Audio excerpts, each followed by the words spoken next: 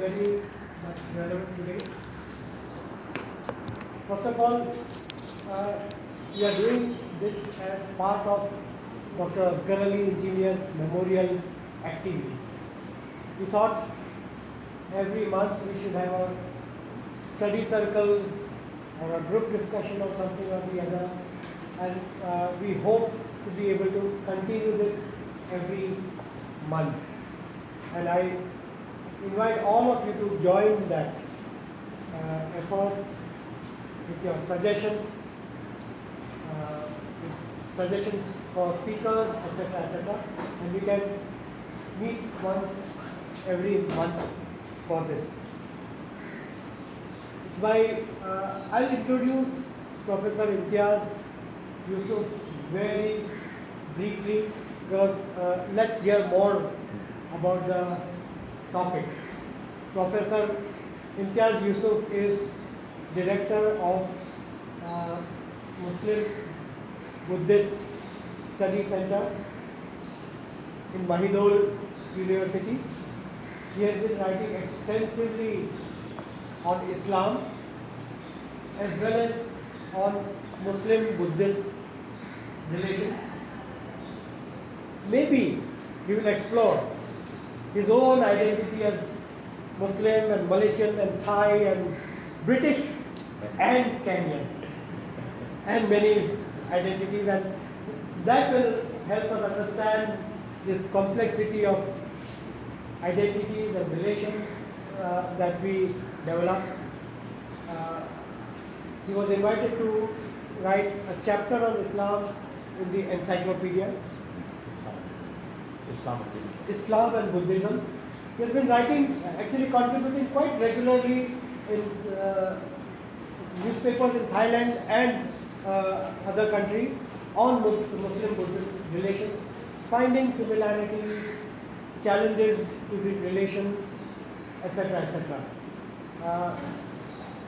Professor Imtiaz Yusuf had delivered first Asghar Engineer Memorial Lecture, and he is here again.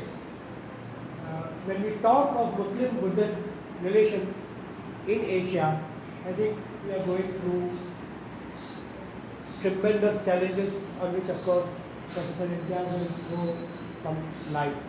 So there is lot of commonality between the two religions, particularly value framework of both religions. Both religions talk about liberation. Liberation is so, Dr. Asghar Engineer expounded Islam as a religion of liberation. Buddhism also talks about liberation from dukkha through eightfold path. Both religions, and why just these two religions, even other religions, but today's, as we are talking about Muslim-Buddhist relation, we are specifically talking about these two religions. Both religions talk about social justice. The great poet Muhammad Iqbal has talked about the essentiality of social justice in Islam through its taxation system, through its whole value framework. So does Buddhism talk about social justice. In fact, Buddhism came as a protest to hierarchical structures and ritualistic and hierarchical structures. Our value frameworks are same. Problem is that politicians utilize this religion to promote conflicts, and conflicts ensures power. That's one thing. And second is the whole language. The whole discourse on religion has changed post 9/11. US, the empire, is using religious language to promote war and conflict. I'm still reminded of Bush talking about crusades post 9/11. In the language of either you are with them or with us. Demonizing of Islam has affected, has also had its impact on Muslim-Buddhist relation in Asia, in various countries. I leave it to Professor Imtiaz Yusuf to explore this territory. And now the floor is, after Professor Imtiaz Yusuf makes his presentation, the floor will be open for all of us to contribute, not just ask questions, but you are free to ask questions and clarification. But let us all contribute, because study circles are a mode in which we all contribute our ideas and thoughts and evolve something. So, Professor Imtiaz Yusuf. Thank you very much. Thank you very much. I'll sit here because I want to watch the. Okay. Thank you very much, Irfan, and special thank you to Farooq Saida Waris. Both of them have played a very important role in organizing this event. So it's an honor for me to be here. I need to introduce myself a little more, so you know where I am from. I was born in Tanzania, in Africa. So when I say that, people ask me, why are you not black? I was born in Tanzania. I did my high school in Panchkani at Anjuman Islam. I did my BA at Pune University, Ferguson College in political science.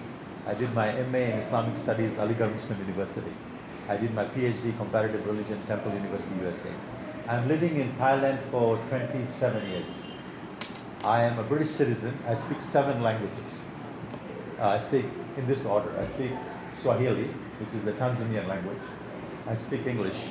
I speak Hindi and Urdu. I learned Hindi at the age of 13. Kakha Gangana, I had to do my SSC exam. I speak Arabic. I speak Thai and Marathi Paniyate, because my family comes from Dapoli, Ratnagiri, and they migrated to Africa. So I say I'm globalized before globalization. I'm not Pepsi Cola globalization child, because I'm the child of globalization of languages, cultures, and religions. It is a total different game. It is not of merchandise and trade. You can go to any mall in Mumbai or New York, in Bangkok. It is all the same. I'm not part of this. So I come from multiple identities. Let me say a few words, then I'll go to my presentation. For me, as Irfan said, for me, Muhammad and the Buddha are liberators. I'm not interested in their theology. That's where people get always stuck up with a question. And when I tell people I work on Islam and Buddhism, they say, is there any relation between them? I said, there's a lot. My interest in Buddhism started as a student at Aligarh Muslim University, going through at that time we used to go through journals, there was no internet. So I saw one article of early connections between Islam and Buddhism by Professor S.M. Yusuf at Haradinia University in Sri Lanka. And that got me started. And then when I did my PhD, I had to study Buddhism in detail. So it has become I was enriched by it. So for me, Buddha and Muhammad are liberators. And in India today, I hear a lot about Dalit issues, and a lot about Buddhist issues. And people don't understand the historical relations between these two religions. What are they about? They're both about liberation, as he said. They're both about equality, justice, and freedom. It is very interesting. Again, Irfan mentioned Iqbal, and I'll come to Iqbal later. Iqbal interprets Islam as a liberation for this age. Same like Ambedkar interprets Buddhism for liberation in this age. If you know, Ambedkar had choice. He had choice of Christianity, Islam, and Buddhism, but he picked up Buddhism because he said Islam has a problem with his treatment of women. And he talked about Christianity as being a colonial religion. So within this framework, for me, the message of Islam and Buddhism are about liberation. So what's the problem? The problem is that we have given these prophets passports. We have given them identity cards. So the Buddha is a Thai now. He's no more an Indian. Or he's a Burmese, all the racism which is going on in Burma. And Muhammad is an Arab, or Muhammad is a Persian, or Muhammad is a Shia or a Sunni. We have given, what is happening is today we see religion first as race, second as nationalism, and third as religious fundamentalism, as I put on my internet, on my Facebook. These are the 3 components of religion. They're not about liberation. And as a student of social science, I believe, and religion, I see that there is a historical fallacy when we see religion as the cause of all conflicts. And this is the problem with the way we learn social sciences. All this, when they started teaching social sciences in the West, the first they thought is sociology, anthropology, and psychology. These are the pet subjects today, you know. But these are sociology, psychology, and economics are for the developed countries. And when they wanted to study Asia, they developed this new science called anthropology, because we are all primitives. So that's, you know, even today, a lot of works on religion are in anthropology. I wondered, because there's no critical study of how anthropology became as a science, as a social science. So we have all these issues about alternate social science. Now, having made this comment, you see, I'm supposed to be at the center of Buddhist-Muslim understanding, not Muslim-Buddhist. Please look at it very closely. Why Buddhist-Muslim? Because for me, Buddhism, in my view, is the most tolerant religion in the world, but not the Buddhists of today. The Buddha's essential message, unlike other prophets, is about tolerance, khanti, in the language of Pali. So this is where Buddhism stands. It has a great message today for the world today of all these wars going on, but the Buddhists are silent. And I tell them, you can contribute something at this world stage. Okay, let me go to my presentation. I again dedicate this lecture to Asghar Engineer. I knew Professor Asghar Engineer for 37 years. First as a student in Lecure Muslim University, where he came for a conference. So I again dedicate my second presentation, whatever you call it, to Dr. Asghar Engineer. For me, he's the Muslim Nelson Mandela. And he was not recognized like that, but for me, in my eyes, a very close friend of me, in a way very much groomed by him too. And he's, for me, a scholar reformer of Islam and religion, of course, a Dawoodi Bohra reformer. He was a living monument. I miss him very much, Irfan, I do. I shared that with you many times. Human rights, humanism, egalitarianism, feminism. And he shared his knowledge with all. It didn't matter you were a president or you were a janitor. He would treat everybody equal. And this was his quality. I really miss him. We have to continue his legacy. I know Irfan has got many other issues to do, but we have to do something. And he was a scholar whose interpretation of Islam was reformist, humanist, egalitarian. And he was dedicated to non-violence. You know, his book, Prophet Muhammad, the Prophet of Non-Violence, is an intriguing topic. You know, people look at that title and say, "Oh, Muhammad, a non-violent prophet." And that was one of the last books he wrote before he passed away.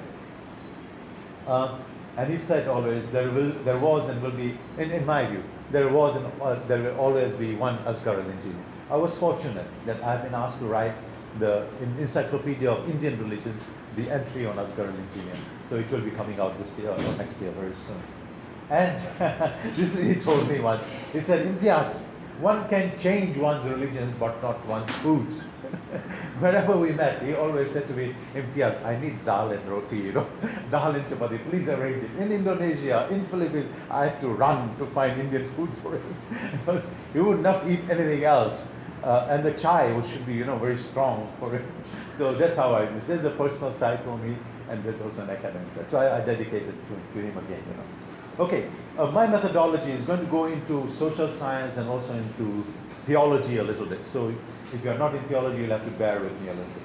See, for me, Buddhism is a part of our common religious history. I see all human beings, as human beings, we share a common religious history. From the first human being. I don't care whether the first human being was created or evolved or born of dependent origination. From the first human being, no matter how he appeared or she appeared, until me, I have a common religious system. And I believe in unity among the religions, you can say. And this can be done without imposing the finality of Prophet Muhammad on the Buddhists or imposing Buddha's enlightenment on the Muslims. Because both the positions, for me, I have no problem with them, but they are unacceptable at the institutionalized concept of religions. For me, both of them are great liberators. For me, both of them are great wisdom teachers, you know, the teachers of wisdom. This is, can you say, what is this? Can somebody comment on this picture? This is a 400-year-old building in southern Thailand. And it is a unique syncretism of Islam and Buddhism in that part of the world. I'll talk a lot about Southeast Asia, okay? You can see the roof is Thai temple roof. And the balcony is the Chinese balcony. And the bottom part it is a mosque actually. It is a 400-year-old masjid in southern part of Thailand. And the bottom is the wooden Malay house. This is how in Southeast Asia religions coexisted together. This is the illustration of the Thai temple, Thai Buddhist temple roof, the Malay house, the Malay mosque, and the Chinese. This is another very important mosque in northern Thailand. It is a Chinese mosque. You can see some Chinese writing over there. Okay, if you are interested to learn more about Islam and Buddhism, I recommend you these two books. One is by Reza Kazmi, Common Ground Between Islam and Buddhism, and the other is Buddhism and Islam on the Silk Road by Johann Alverskov. And I have written several other pieces. I think I have given one of them here, if you are interested, on Islam and Buddhism. Okay, first let us talk about dialogue. You know, people talk a lot about dialogue, but they don't understand what it involves. The first part is that for me, dialogue is about learning, growing, and changing. If you don't learn, and you don't grow, and you don't want to change yourself, not change the other person, you are not interested, you are not doing dialogue. You are just fighting a debate, or you are just confronting each other to prove your points right. For me, dialogue is an enriching experience. It doesn't matter. I do many interreligious dialogue, but I do a lot of Muslim-Buddhist now. I don't do Islam and Christianity anymore because I'm tired of it. I leave it to the West people to do it. It's a waste of time, you know, in my view. Because Islam, today is the age of Asia, and there's a need of interreligious dialogue between Islam and Asian religion. Islam, Hinduism, Buddhism, and many, Taoism, Confucianism. We share a lot of things. But today, you know, we are not interested in all this. We are engaging always in Islam and Christianity and Judaism. It's a waste of time for me, so I don't do that. So in dialogue, we have to be conscious about each other, and we should allow people the space to enter the discussion. Number 3, everyone must be honest and sincere in dialogue. There should be no hidden agendas. And everybody must define their own religious experience. Number 4. Number 5, converting somebody is not the purpose of dialogue. This is what people do. They do dialogue and they have a hidden agenda to convert you or convert me. So that is not dialogue. We have to express our faith tradition and not try to persuade others to come over onto our side. Number 6, don't feel that you are the spokesman of your religion. We have many spokesmen. No? Everybody is an expert on religion these days.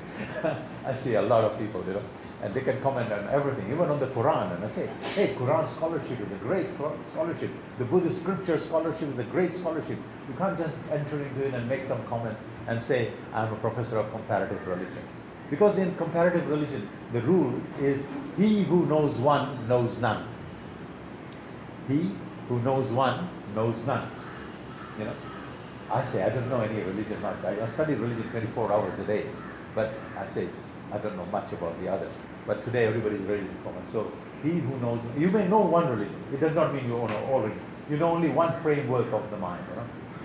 And don't assume in advance where points of agreement or disagreement will exist, because they may change as you go along. Everyone should be willing to be self-critical. People are not self-critical at all. They think that if you are self-critical, you are criticizing religion. No. I don't criticize Islam. I don't criticize Buddhism. I see them as a wisdom tradition. Yes, but I criticize the Muslims. So we have to be self-critical. And we all should try to experience the faith of the other from within ourselves. We need to put ourselves into the shoes of the other. How does a Buddhist understand Islam? How a Christian understands Buddhism? Whenever I go for a Friday sermon, you know, just today we went for the Friday prayer. I sit down and I listen to the Imam speaking, and I convert myself into a Christian and try to think, how will I react to this? Or I convert myself by mind to being a Buddhist and try to understand how they would react to it. That is the way to build the bridges. And number 10, trust is must in dialogue. Otherwise it's just coffee talk, you know. We can meet together, have a coffee, table talk, and go back home and remain with our prejudices and biases. So change and growth is important in dialogue. Okay. Encounters between Islam and Buddhism, they are very old. They began first already in 7th century. It is very interesting. when Muhammad bin Qasim landed in Sindh, you must be aware of that, right? The history of when Muslims came to as traders. When they landed in Sindh in Pakistan today, I don't want to say about Pakistan. My professor of Buddhism, he said to me, India, Pakistan, Bangladesh is a geographic mistake. So I don't want to go into that. Okay, so when he landed on Sindh, he met the Buddhists. And this is from Chachnama, there's a document. I'm not making this all myself. And he met the Hindus. So he wrote back to Baghdad and said, there are people here of different religions. How should we treat them? The letter came back from there saying, treat them as Ahl al-Kitab, which means in Islam, the Jews and Christians are seen as people who have received revelations before Muhammad. So here, a Muslim was also said, you treat them equally. You treat them as having received prophets before Islam. Don't destroy their temples. Don't attack their monks. It is only when Islam becomes power that we start this division between Dar al-Harb and Dar al-Islam, the world of Islam and the world of war. Muhammad didn't have any such classification or division of the world. So in the Sindh, they are treated as Ahl al-Kitab. On the other hand, if you go to Central Asia, Muslims translated many Buddhist works into Arabic, like there's this Kitab al-Buddh. And there is continual information about Buddhist presence in the Muslim world, in the Middle East. At-Tabari is a very interesting, he's a historian of Islam, and he writes that the Buddha's idols were sold in a Buddhist temple next to a mosque in Uzbekistan. Imagine selling Buddha's idols or Buddha statues. You know this word Bukhara. Bukhara is a city in Samarkand, and we have in our Hadith collection, we have Imam Bukhari, who is one of the Hadith collection. Bukhari comes from Bukhara. The word Bukhara means Vihara. Vihar, which means the temple. That means the history, background of Bukhari, Imam Bukhari, whom many people think is an Arab, is not an Arab, is of coming from that part of the world where Buddhism was part. And then later on they became Muslim, but they are still known as Bukhari. Bukhara, Vihara, Vihar, Bihar, all are the same words if you go and look at the root of the language. Ash-Shahrastani is regarded as the first scholar of comparative religion. He wrote on the Buddha in his book called Kitab al-Milal wa Nihal, and he identifies Buddha as one of enlightened prophets. Now, this becomes problematic. For me, the Buddha is a prophet. For me, I have no problem. But when I say that, theological comments come up immediately. Then there's this Rashid ad-Din, he's got a very interesting book. This is available on the internet. Jami al-Tawarik, Compendium of Chronicles. And he's the first attempt explaining Buddhism to Islam, to the Muslims. Now, in the 12th and the 15th century, Islam and Buddhism meet in Southeast Asia. And this is where they coexist today. In fact, if you go to Southeast Asia, we have many of our madrasas. We call them madrasas, we call them pondok or pesantren, the last word there. These are the Muslim religious seminaries. If you go and look at those seminaries, the students live in hut. Each student lives in a hut called kuti. This is the same model of the Buddhist seminaries or Buddhist temple schools which were there. So when Islam comes, they adopt, they don't change. So there's a lot of cross-cultural adaptation on both the parts. Today, Chandra Muzaffar, whom you know, is very much engaged in Islam and Buddhist dialogue. I will go quickly forward. But the problems today arise with the Bamiyan Buddha statues being destroyed in Afghanistan, if you're familiar with that. The Taliban, in Bamiyan, in Afghanistan, there were these two large Buddha statues, and the Taliban bombed them, But they have been there for centuries. But the fundamentalist mind doesn't accept this, So they've destroyed both of these. In fact, I say the Bamiyan Buddha statues were made famous by Muslims 2 times. First is that they preserved them for many centuries. And even the Westerners, when they came, the Orientalists, they came to know about the Bamiyan statues when they came to Afghanistan. They did not know that these were there and the people were Muslim. But they again made it famous by destroying them. So they made them famous 2 times.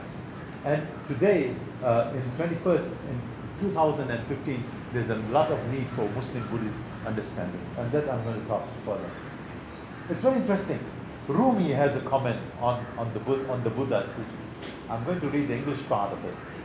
He says, on truth's path, wise is mad, and mad and insane is wise. In love's way, self and other are the same. Having drunk the wine, my love, of being one with you, I find the way to Mecca and Buddha Gaya are the same. You can imagine. This is Rumi speaking. He's a mystic. And he comes from that part of Afghanistan, Balkh region, which was Buddhist at one time. So he has an understanding of what it is. It's very interesting. This is by Iqbal. Iqbal has a poem on Nanak, but he talks about the Buddha. I'm going to read it. Qawm ne paigam-e Gautam ki zara parwah na ki. Qadar na pehchani na apne gohar ye yakdan ki. Abad qismat rahi azwaz-e-haq se bekhabar. गाफिल अपने फल की शिरीनी से होता है शजर अश्कारा उसने किया जो जिंदगी का राज था हिंद को लेकिन ख्याली फलसफे पर नाज था. The Buddha revealed the secret of existence, and for Iqbal, the Buddha is the voice of the truth. But he says, but India is proud of its fancies, He didn't understand the message of the Buddha. Furthermore, he says, शमाए हक जो मुनव्वर हो ये वो महफिल न थी बारिश रहमत हुई लेकिन ज़मीन काबिल न थी. It was not an assembly hall to be lit but the lamp of truth.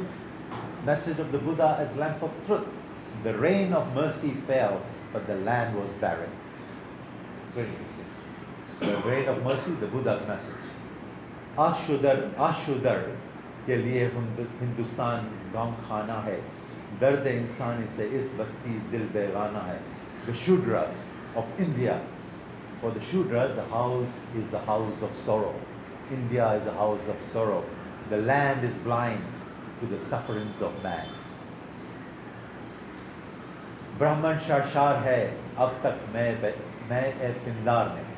Shamaye Gautam jal rahi hai mehfile azyar mein. The Brahman is still drunk with the wine of pride. In the assembly hall of foreigners burns Gautama's lamp. Where? Today Buddhism exists in Southeast Asia, not in India. It's a minority religion in India. I will skip the rest part of it. This is another very interesting. Iqbal again talks of the Buddha. Just as I said, Ambedkar interprets Buddha. Iqbal is also interpreting the Buddha for the Muslims. Very interesting. Two reformers. This is very interesting. What is the teaching of the Buddha?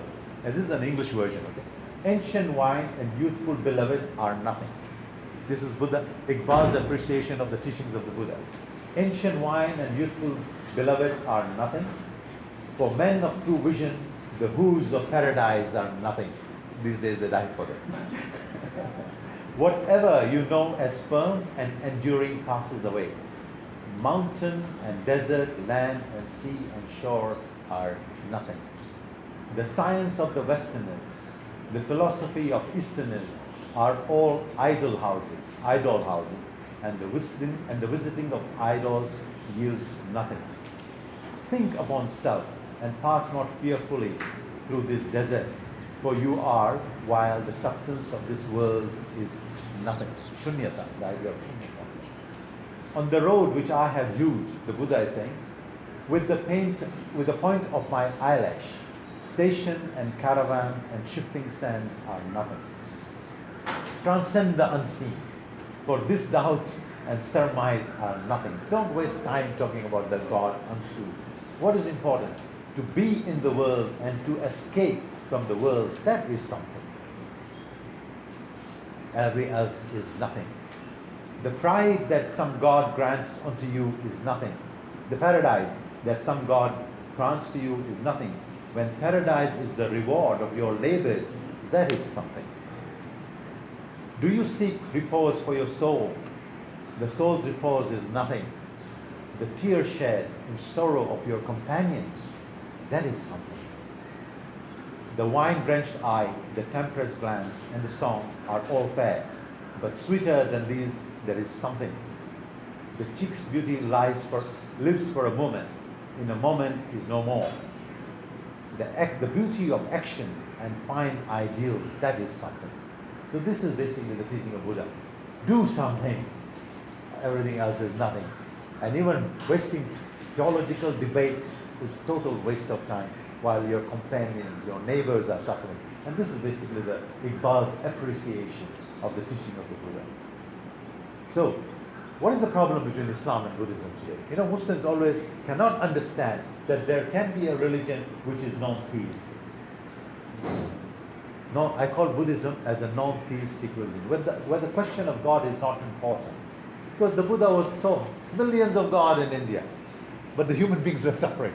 So he said, it doesn't matter. What matters is that if Irfan is shot by an arrow, will I waste time discussing where did the arrow come from? What was the speed of the arrow? Where did it hit you? Or I will take you to the doctor. I will of course take him to the doctor. That is important. So that's why I said Buddhism is a religion which is non-theistic. Where it says discussion about God is not relevant. Discussion about human suffering is the most important thing. It is not, Buddha doesn't deny God. He says we have many other things to do. And you can go to God through helping overcoming the sufferings of humanity. And this is an issue between Islam and Buddhism today. I gave a lecture in Aligarh Muslim University, similar time, and they said, how can there be a religion without God? I said, we need to change our frame of mind, you know, and try to understand that there are religions which are very, very different from ours. So Islam and Buddhism belong to two different, historically unrelated cosmological worlds. Buddhism begins in India, and Islam begins in the Middle East. And these are two different cosmologies. So if Muslims want to understand Buddhism, they should not seek the presence of a creator God in Buddhism. It doesn't exist.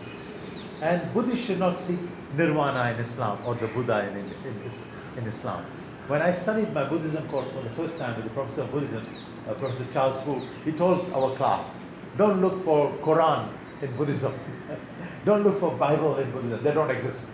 Throw all this baggage out, you know, and then you can understand what Buddhism is. It was a really good understanding. Buddhists should not search for nirvana. Islam and Buddhism need to be understood on their own terms, without imposing each other's positions. What I call Islamizing Buddhism or Buddhizing Islam. Today, you know, that is what it is. I'm looking for Islam and Buddhism, or trying to look for Buddhism and Islam. It doesn't work. Both of them are parallel religions. Both of them are wisdom traditions. Like Taoism, like Christianity, like Judaism. All these are parallel wisdom traditions. Now, coming to, for me the Buddha is a prophet, okay?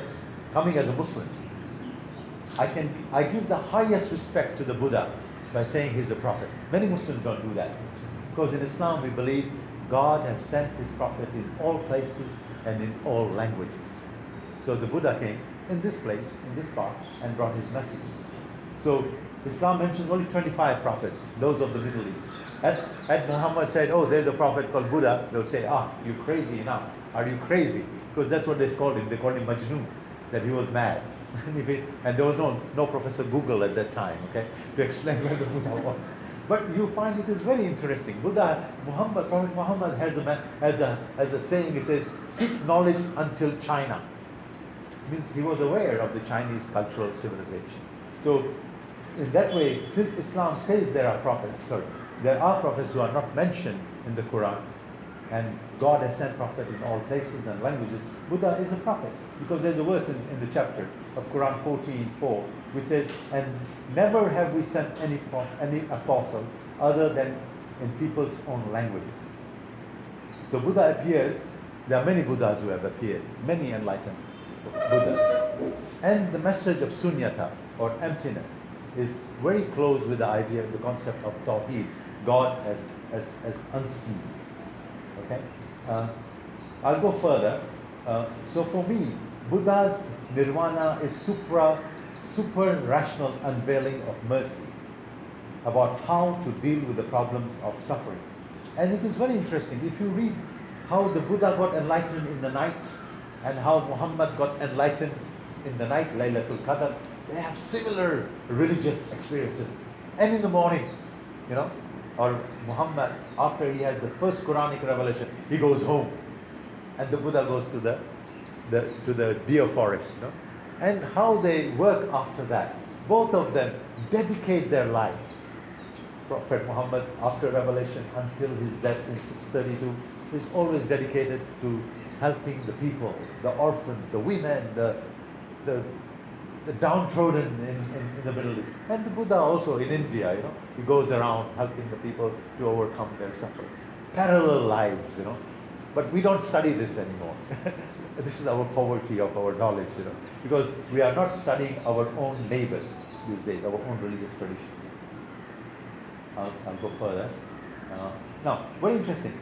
If you see, Professor Christoph Schoen describes Islamic religious experience and the Buddha's religious experience. He says if you see the Islamic and Christian and Jewish religions, they are external, we call azan, in the mosque. And you hear the church bell, ding, ding, ding, ding, on Sunday. And you hear the blowing of the horn by the Jews. So this is religious expressing experience expressing itself external. But you go to a Buddhist temple, what do you hear? You hear the drum. It goes inside you. These are two types of religious experiences. You have to look at them, contemplate them, understand them in their own ways, then you can understand what is a religious experience. Okay, so what do they share? They share many values together. Even with Buddhism, Islam shares many values with Islam, Buddhism, and Confucianism. What are they? Ethics, very important. Liberation from oppression and exploitation. Equality. Justice. Freedom. Fraternity. As per Quran, very interesting, Muslims are supposed to be the middle nation. The middle way of the Buddha. He talks about Machima Patipada as the Eightfold Path, he mentioned, as the middle way. Both of them are emphasizing against extremism. Unfortunately, you see them revealing, exposing themselves or being used for extremism in both the traditions. Both. When I talked about Islam's, the Quran says Muslims should be ummatan wasatan, the middle nation. The Buddha talks about Majjhima Patipada, the middle way. No extremism in both the traditions. But the followers don't understand this because they don't. We understand. The problem with Muslims and Buddhists understanding of Islam is that we learn each other through the Orientalists. What is interesting? If you read the early writings about the Buddha from the Orientalists, they saw his curled hair. If you see the Buddha statue, he has curly hair. What the Orientalists wrote, the British, they wrote, he is an African. He has curly hair. They didn't understand. The curled hair or the curly hair of the Buddha, as in the statue, is seen by the Buddhists as a sign of enlightenment, nirvana or nibbana. But for the Orientalists, he was an African. Very strange interpretations about who the Buddha was. Or say about Muhammad. They say Muhammad was a psychic. He had problems, He had psychological problems. So these are the interpretations. And unfortunately, this is what we learn through Weber and Marx and Durkheim and all the Orientalists we study all the time. I study them. But you see, you also need to study them critically, all these guys who are writing about it. So that is the issue. So, as I said, both of them have a long, and they exist today in Southeast Asia. There's a Professor Muhammad Hamidullah. He says the Buddha is one of the prophets mentioned in the Quran. I'm doing the theological part. I will come to the civil issues later on. Why? He says the Buddha is, Professor Hamidullah, he was from Hyderabad. He says that chapter 95 in the Quran, talks about the fig tree. And this is what the chapter 95 says. By the fig and olive, by Mount Sinai, and by this land made safe. There are 4 symbolic references here. First is the fig and olive. Second is Mount Sinai. And third is the land. Okay, olive refers to Jesus. Okay? Sinai to Moses. And land made safe is for Muhammad. But what about the fig? Fig doesn't appear in any of the lives of any of the prophets of the Middle East, Jewish, Christian, or Muslim. The Buddha was enlightened under a fig tree called the people tree, the banyan tree. It's a type of a fig. So Professor Hamidullah says probably that is the reference to the enlightenment of the Buddha. So there are scholars of comparative religion who have deeply studied this issue. Okay, I will go further. So For me, Prophet Muhammad and Buddha's message are the messages of liberation. One through talking about Tawheed. Tawheed is freedom, actually. Freedom from all kind of slavery, okay, or oppression. And for the Buddha, it is emptiness. Everything is nothing. But if you do action, is something, as Iqbal interprets it. And this is the way to end exploitation of human being by human being, which are the basic causes behind injustice and inequality. All the problems we have. But you know what happens today? We attribute our problems to religion. Immediately something happens there, they don't see what is the cause.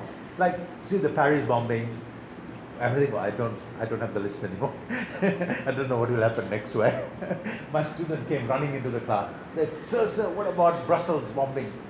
I said, this is not the end, more coming. No. She said, why? I said, because nobody is addressing the causes behind all this. The problem of all those terrorist attacks which are happening in the Middle East or in Europe are basically about discrimination of the Arab laborers and their children who went to work in Europe. Europe has always been monocultural, monoracial, and mono-religious, whether it is Christianity, Judaism, or secularism. So it can't accept the other. India has always accepted the other. Middle East has always accepted the other. It's all issue about accepting the other. And these children are the children of the ghettos of Europe.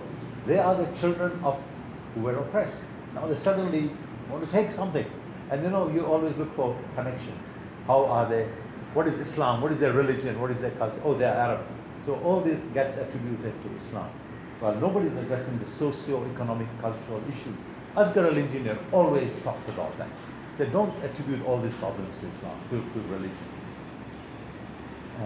I will not go into metaphysics. It's going to be more difficult, maybe too much of theology.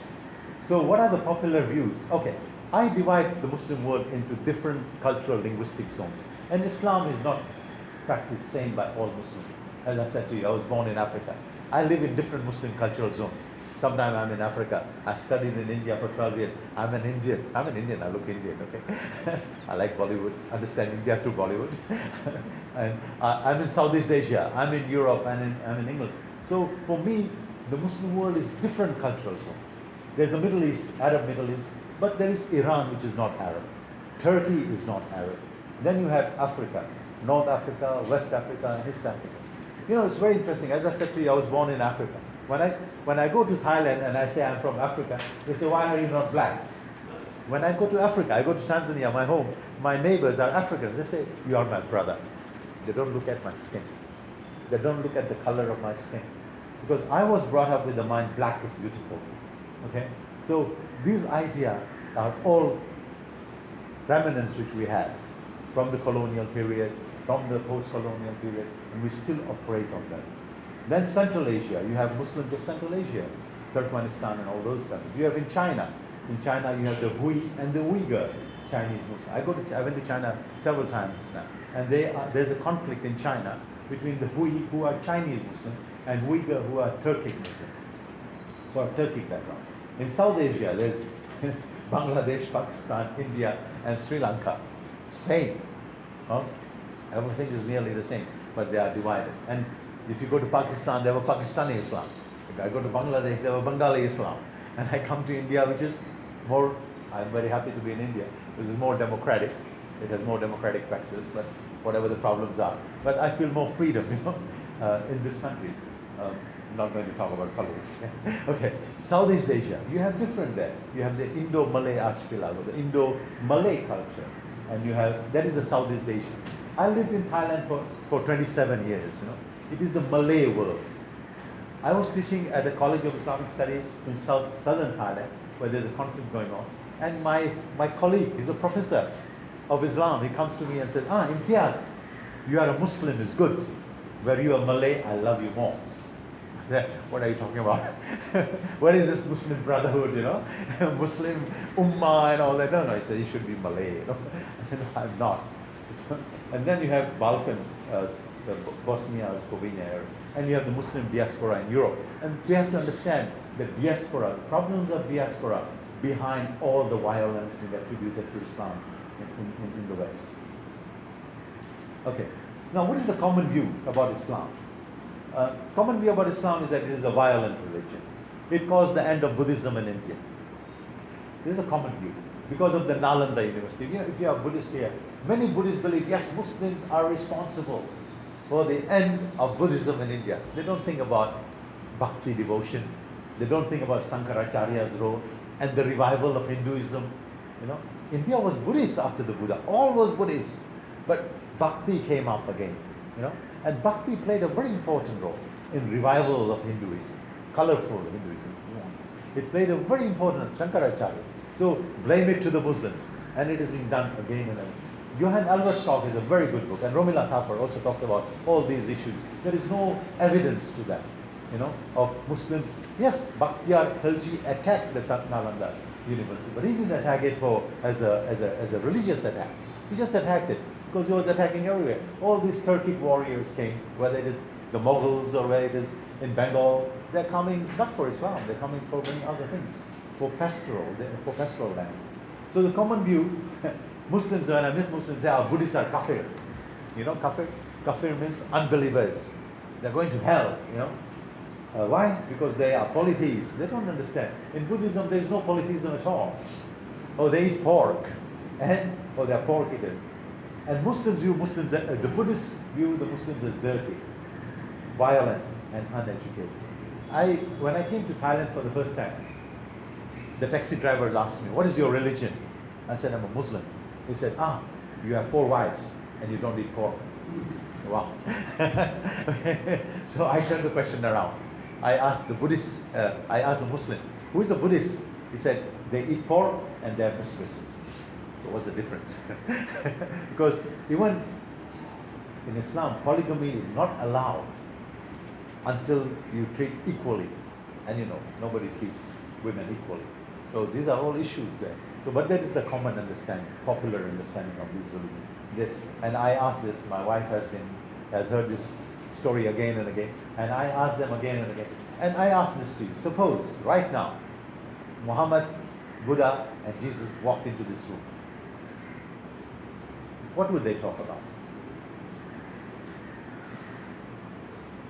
Any answer?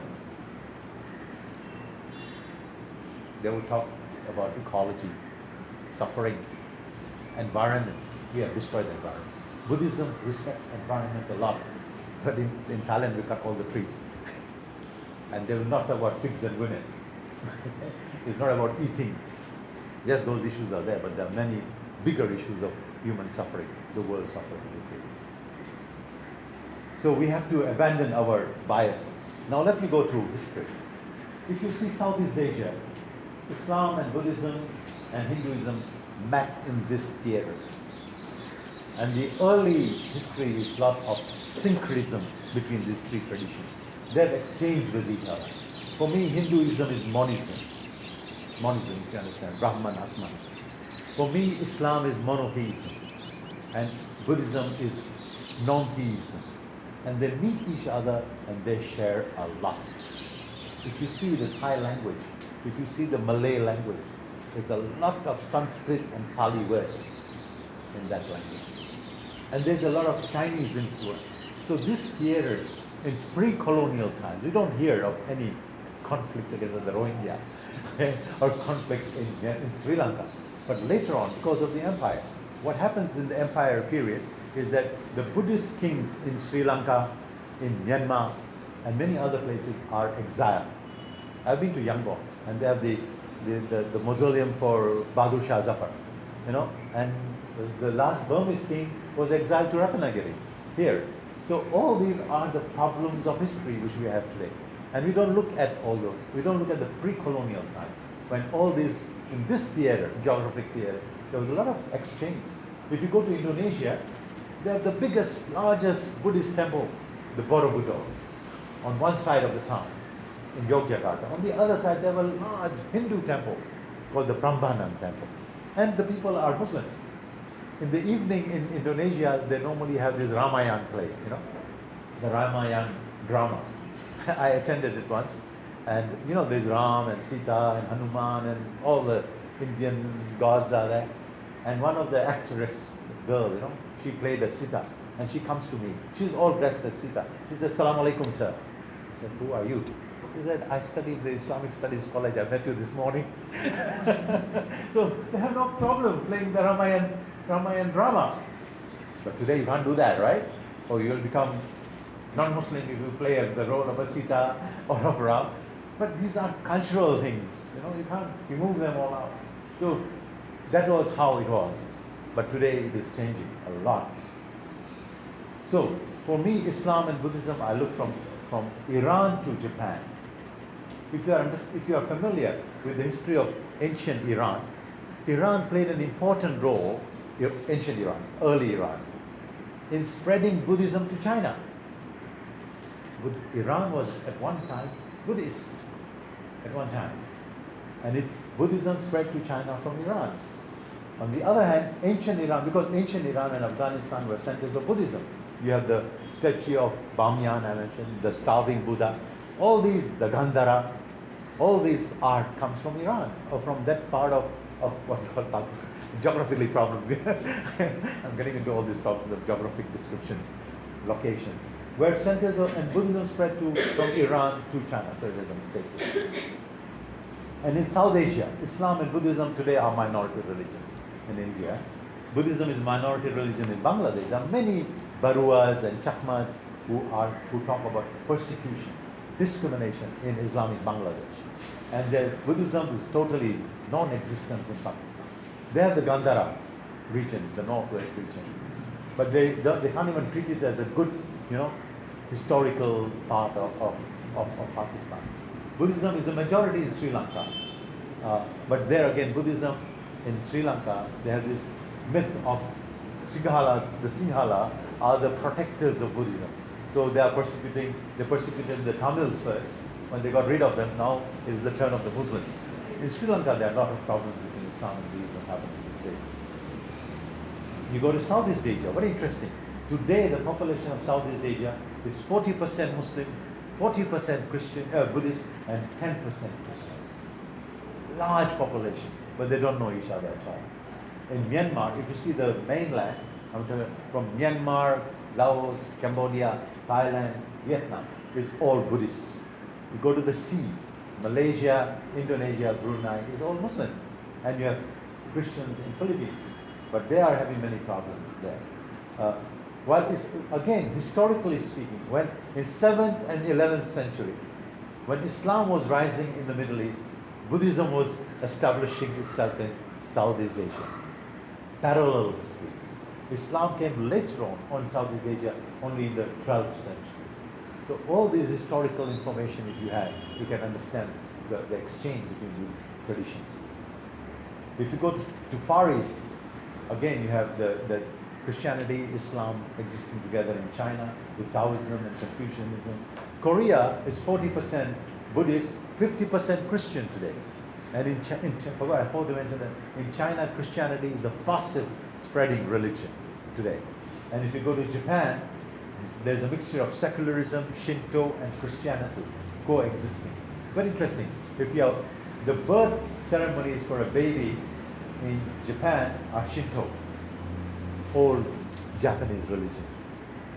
And a Japanese conducts his marriage or wedding in a Christian way. But when they die, they are cremated in the Buddhist way because they think about the soul. So they coexist together. So all these things are there. Okay, let me go further. So there are many obstacles, and I will.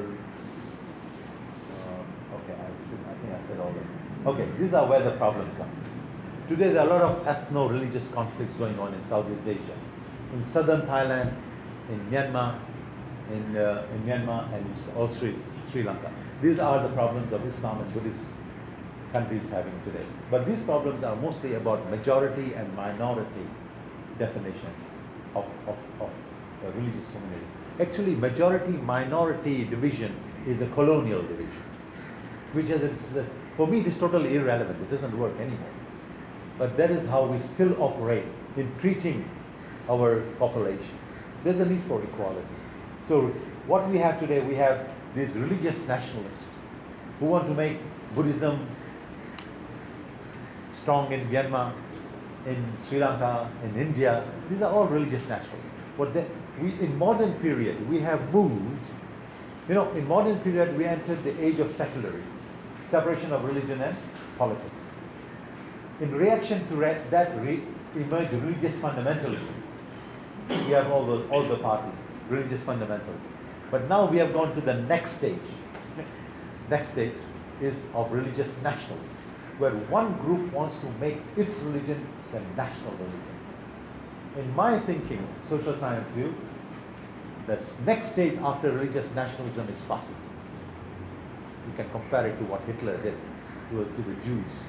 And this is very, very dangerous. We are moving towards that phase. Secularism to religious fundamentalism to religious nationalism, and next stage, frightening stage. Young people here should think about it, okay? We are going to pass away very soon. Are you going to get into that stage of fascism again? And this will be global fascism, not located to one country like Germany. This is dangerous because it is already happening, and you see it around you. Like in Sri Lanka, you have this Bolo Buddha Sena, Bodu Bala Sena, who say Buddhism is the home of Sri Lanka. Okay, they interpret the Mahavamsa myth as which is against the Tamil, as anti-Tamil and anti-everybody else. In Burma too, Aung San Suu Kyi, the Nobel Prize winner, can't do anything against the rise of Viratu, the religious nationalist monk, who are against all others, especially Muslims in that country. They talk about the rising population of Muslims. In Myanmar, 86% is Buddhist, 7% is Christian, 3% are Muslims. But they say, oh, the Muslims are rising. It is called, if you read Arjun Appadurai, he talks about the fear of small numbers. Always the majority creates the fears of small numbers. I go to Myanmar and I tell my Buddhist friends, even if Muslims make love 24 hours a day, we can't catch your 86%. It's nonsense, scientifically nonsense to think that Muslims population will grow overnight from 3% to 86%. This is nonsense. But this is how fascism grows. This is how capitalism operates. To survive itself, create the fear of the other. Demographic fear, imagined fear. So this is, and in Thailand also, and I can say this openly here, after the king dies, because the only Buddhist kingdom remaining now is in Thailand. The present king has maintained religious coexistence. But after he dies, I fear the same thing happening there, because those religious nationalist influences are coming from other countries. And there is a growing intolerance. So this is what is happening. This was, in southern Thailand we have a problem, which is the Malay and Thai problem, because Thailand annexed that region. Now some pictures are going to be graphic, okay? You'll have to bear with me. So this is in 2004, the political party ruling at that time attacked the mosque, and these young people were killed. And they are of young Malay. Once you do violence, it gets etched in the mind. People don't forget what happened to them. And this is again in 2004, same year. In April and October, 2 incidences took place. And this happened in Ramadan, where a group of young Malays who were protesting, they were put in trucks and taken to the military camps. They were piled one over the other. And I think 80 of them died because of suffocation. And the Prime Minister says, oh, they died because it was Ramadan. They were weak. How do you pile human beings over the other? And that's how they died. So there is this conflict, which was basically a nationalist conflict, something like in Kashmir and Palestine, is turned into a religious conflict now. These are pictures from those events. You see, these people are wearing the Malay dress. Okay? And this is the army attack going on all the time. And this is how children go to school these days in southern Thailand. Would you like your sisters and your children, your young brothers and sisters, to go to school under military protection? You can imagine the effect of arms on these young people in future. They're wearing hijab, fine, but still go under the hijab, okay, and see what is going on in their mind. This is how a boy gets escorted to school. I don't want my children or my grandchildren to go to schools in this. This is happening everywhere. This is in the school corridor to protect. And even the monks who go to collect alms in the morning have to go with army protection. This is terrible. All these conflicts are the remnants of the colonial age, because the borders were drawn between different regions. Okay, next picture is graphic. Okay, so please bear with me. This is an attack on a Buddhist monk. And you are familiar with this. This is what is happening in Myanmar, your neighbor. You know, there is a very interesting issue about Myanmar. If the older generation, my people's generation will hear about it. There's a lot, during the colonial period, Myanmar was part of British India. If you have heard that Bollywood song, Mere Piya Gaye Hai Rangoon. You know, Rangoon was very rich at that time. Everyone went to Rangoon. And what will the Piya bring from Rangoon? You know? They'll bring everything from which is available in London. So that is the lot of Indians were taken to Burma, even after Bahadur Shah was exiled over there. So they have a hate against the Indians there. Why? Because the Indians who went there, they were the merchants. And among them there were Gujaratis, and there were other communities who were, and then they were what? They were sucking, I don't get the right word here, exploiting the labor and the farmers who were Burmese or Burmans. So there's a natural reaction, historical. So this person is against the presence of the capitalist, the merchant class, which happens to be Muslim now, because Muslims are mostly traders. So he is against them and he wants to expel all of them, and especially the cause of Rohingya. Now Rohingya issue is very interesting again. It is between Chittagong and Arakan state. There was no border between what is Chittagong in Bangladesh today and Arakan. There was always trading and cross border, there were no border. So Arakan people, or Arakan, in Arakan there are Muslims and there are Arakan Buddhists.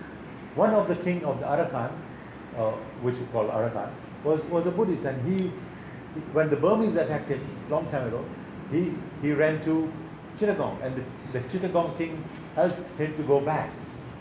Okay, but when Burma occupied Arakan, they made it Rakhine state. They call it Rakhine state, and they started discriminating against the so-called Rohingya. The colonial reports I've read them. They say the Rohingya Muslim, the Arakan Muslim, and the Arakan Buddhist share same culture. They share many same language crosswords, except their religion is different. But today, religion has been made into identity. So the Burmese say these are all Bengalis. Yes, Bangladesh has a large population, which spills even into India. And so instead of addressing all these issues, you tie it with a religious group. And if people don't have all this background information, they think it is a fight between Muslims and Buddhists. So this person is saying, this is the Buddhist monk saying no Rohingya. This is the monk in Sri Lanka, Bodo Bolasena, against the Muslims. A monk, very against presence of Muslims in Sri Lanka. He talks about Sinhala supremacy. And these are what I call the burdens of war. Whether it is the migrants from the Middle East, refugees migrating from Syria and Iraq or Afghanistan or Pakistan to Europe, or the Rohingya to Thailand and other countries, these are all burdens of war.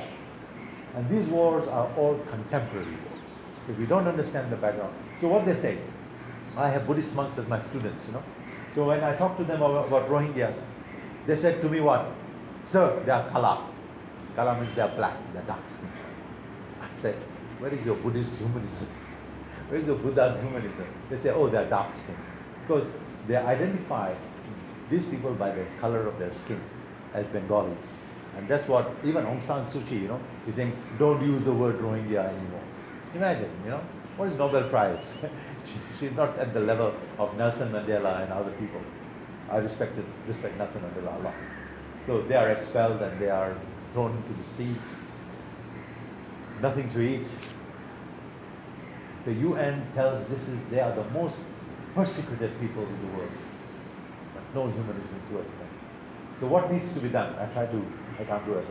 Is to, one response to these so-called religious conflicts and violence is to educate about the positive role of religions in building civility. We are losing our civility. Multicultural citizenship is very important today. Majority minority division, this, you know, all you have in India, all this levels, doesn't work. We need multicultural citizenship. Citizenship, we have to talk. Everyone is a citizen. The Rohingya are denied of citizenship, of their citizenship right. So when you deny citizenship of the groups in your country, you are against civility. Because citizenship has a spiritual side and there's also a humanistic side. Practice of Islam needs, Muslims need a lot of tolerance and respect. There's a need for interfaith dialogue. I believe Muslims need to build bridges with other religions, as other religions need to build bridges with Islam. Another very important thing is human resources development. Promote scientific and economic development through universal education. Our education today is very, very parochial, localized, you know, very much localized education. I remember once, when I was studying for my SSC exam, I forgot, there was a, you know, you have this readings textbook for exam. Somebody wrote, I don't remember who was it, maybe Nehru or someone, he said, buildings do not make university. Buildings do not make university. So what is the university? Is the product which comes out of the university, is the university, the universal mind. The young people here, I'm leaving this message to you, buildings do not make, buildings of Bombay University don't make university. You go to many other parts of, you just have buildings.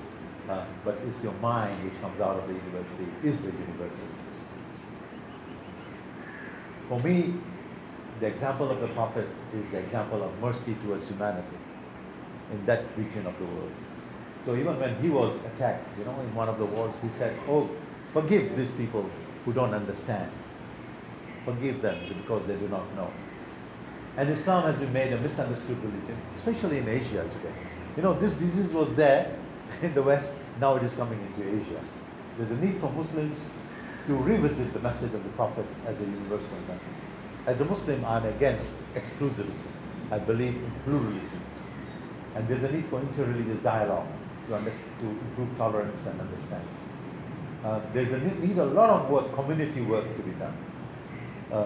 Let us bring young people, youth of all cultures, religions, ideologies, whatever, to do some activity like cleaning the streets, reading to the blind. You know, blinds don't have, people are not blinded because of their religious identity. To create natural compassion, which the Buddha talks about, karuna, metta.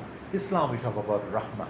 We need this to be developed naturally, to read to the blind, assisting families, and promote positive engagement between citizens through social work. Otherwise, we are going to continue to be bombarded by the media, by the social network. You know, we live, our life today, we live disrupted life. All our life is disrupted. Time is too short. It is what goes on in this. This is the greatest instrument of neo-colonialism. Colonialism has no face, has no color anymore. It is a brand name. iPhone, Samsung, whatever you have. Colonialism is coming through this. You have to be, it's like opening the refrigerator again and again. Some new thing comes, but it's not good. It's rotten. And it's bad. You have to manage your time. For me, this is the instrument of neo-colonialism, if you want it in that way. Youth should be taught the ways of exporting support and dissent through democratic means, not violent. We need democratic values through education, in schools, you know, in the curriculum. And Muslims should understand their history critically. This does not mean we are rupturing from the past. We have to understand the cumulative history of Islam, for Muslims especially. I'm talking to the Muslims. For the Muslims today, everything begins in Saudi Arabia, when the petrol was founded. You know, in 1930, if you read the history of oil, please go and read the history of oil, when oil emerged. First there was what? There was the steamship, the iron, okay? Then came the steamship. Then came the electricity. And now electricity and oil, and now we are going towards nuclear. So in 1930s, black patches started appearing in the desert, and they did not know what all this was all about. The Arabs, of course, the British they knew, because they were looking for energy, alternate energy, and they said yes, this is oil. And then you have all these multinational corporations, Shell and all American and Arab oil companies set up. And if you read, if Bangladesh wants to buy oil after the Second World War, every country which buys oil has to buy oil in dollars. You're familiar with it. When Bangladesh wants to buy oil, I'm talking about a country, or say very poor country, they have to first buy dollars from the United States. And that dollars are paid to the Arab kings. So who's making money? And the price is set by the New York Stock Exchange, New York market. So we are all caught in this system, and we don't understand. So this is what I call the export of petrodollar Islam. And it is behind all what is going on today. I'm talking as an anthropologist, as a cultural anthropologist. Before, Muslim women never wear all this burqa. I tell my students, go and look at the photo albums of your families, say 60 years ago, okay, or 50 years ago, nobody wore. But today everybody is covering up. And if you read the history of I'm not against hijab. If somebody wants to do it, fine, on their own freedom, okay? All who are doing it, because the burqa, complete burqa is a Bedouin culture. Prophet Muhammad didn't say that. Prophet Muhammad said women should leave their face open. But this is the Bedouin culture from the desert which is exported. And we believe it, uncritically. I'm a practicing Muslim, okay? But I believe everything has to be understood critically and culturally and historically.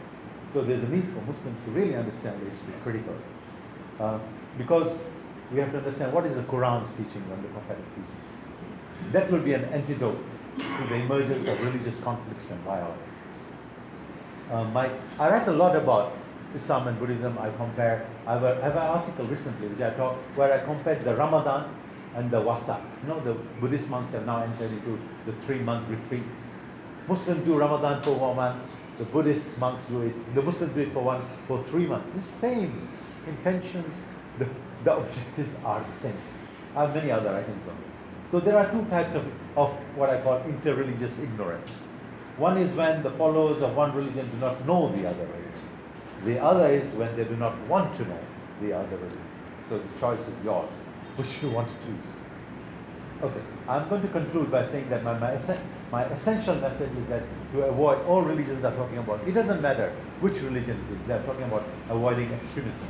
And the history of religion shows that religious extremism has today emerged in all religious communities. So there's a need for the middle way, or the middle nation, or building bridges, and multicultural citizenship. Because globalization, the problem with globalization, which I don't have, is that it is the challenge of accepting diversity, difference. We accept human diversity as normal. Rumi has a very interesting saying today, and I'll end this with this comment from Rumi, and I'll show some pictures. The wars of man are like the quarrels of children. Both are meaningless and stupid. We're all stupid, but nobody realizes it. Or we have stupid politicians. We don't have statesmen anymore. We are living in the age of the absence of statesmen or statespersons. People are not sacrificing for their nations, for their countries. All the politicians. Now, what I do, I'm just going to show one event of what I do. In 2013, I did a conference on Islam and Buddhism on the concept of karuna and rahma, compassion and mercy. And this is what I do. I bring Buddhists and Muslim scholars and monks to discuss such kind of issues. Here's another speaker from that conference. And this is what I meant. This is my dream. Bringing people, an imam and a Buddhist monk together, and let them share their humanity, their natural compassion, natural rahmah. Now this is my students, as I mentioned to you. I teach in the government university, where lay people, 400 students. But I also teach at the Buddhist university. These are monks. They are from Burma, they are from China, they are from Korea, they are from Cambodia, and I teach them Islam. I'll come to that in a minute. In the beginning, there was a lot of fear, you know. I told them we are going to go to the mosque. They said no. I said, going to go observe how Muslims pray. I said, why? They said, oh, there are weapons in the mosque. So I said, anyway, these are my students. All of them are monks, okay? So I took them to the mosque. They were very welcomed by the local Muslims there. Here is a session going on. Okay, these are the Thai Muslims who welcomed them. And when I went there, I was late, you know. They arrived before me. And me and my wife, we arrived late. So I told them, you go in, I'm coming. No, they did not go. They waited in the bus until I came. I said, okay, let's walk in. When we walked in, they were welcome, you know, they were exchange of views. They also chanted in the mosque. And some Muslims were apprehensive. I said, they will chant before they have the meal, and they will chant after the meal. So some Muslims say, we'll chant in the mosque. Then there was one enlightened Muslim who said, don't we say Bismillah before eating? I said, yeah, it's the same. And don't we read Fatiha after eating? Oh yeah, it is. I said, okay. Then they say, okay, let them do it. So you see, there are a lot of common things if you look at and can help building bridges. So here they are chanting. And this is an exchange. And this is at the end of the prayer. They observed the prayer, then they came into the main hall. And at the end, hearts were opened on both the sides. And it's very small, you know, and a tiny of a drop I tried to do. But this we done. This is what our age needs. Thank you very much.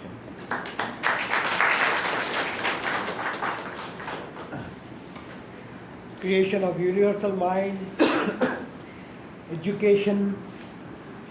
University is not being just buildings, but a product with universal attitude, multicultural citizenship, religion not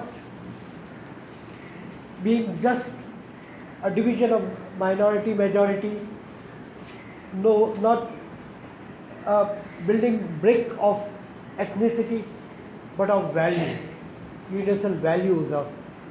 And then when we see through this prism, all start appearing as similar, if not same.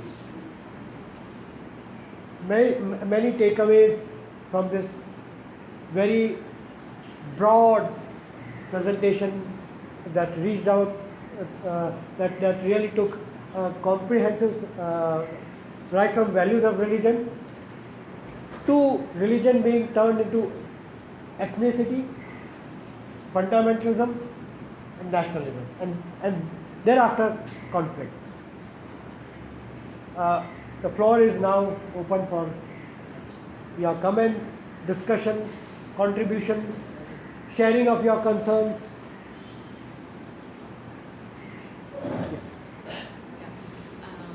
Professor, I would like to know the status of women Of in both the religions. Status of? Status of women. Women. Okay. In both the religions. If there are questions, let us take some of them together and then. But you are welcome also to contribute your. Thank you for introducing us to this whole world and your perspective of looking at cultural interchanges that are possible without imposing one on the other. But right now we are facing one kind of diversity of interpretations within Islam, which I mean, at least what we are facing a lot here in India is the dominance of the legalistic kind of which is very exclusivist and does not allow much interaction in an open way with other groups. And I think that's part of the whole problem, political problem here. So many other related things connected. But we are also very conscious that the Salafi, the Wahhabi, that whole the dominance of that. And it would be very nice if you could comment on how one can deal with that, because they come with a certain legitimacy which we cannot, not being traditional scholars of Islam, we cannot, it's very difficult to counter some of that.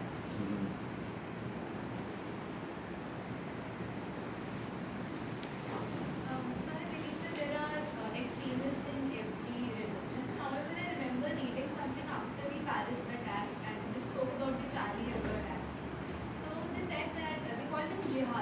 the people who were involved in these attacks. And they said that the people who were involved were they joined they joined this organization called ISIS because they were most of them belonged to the European sector, European origin. However, they joined the organization because they did not find jobs. They did not have anything to do, so that is why they were motivated towards joining this organization. So do you think that it has something to do with the economy as well, and these people not being accepted, or just being extremist towards them?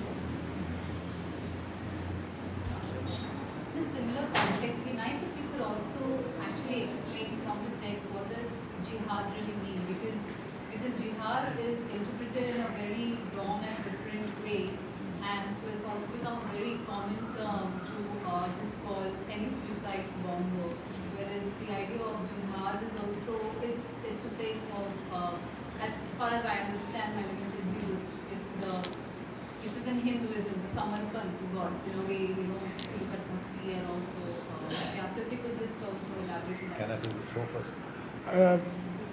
Ranu final.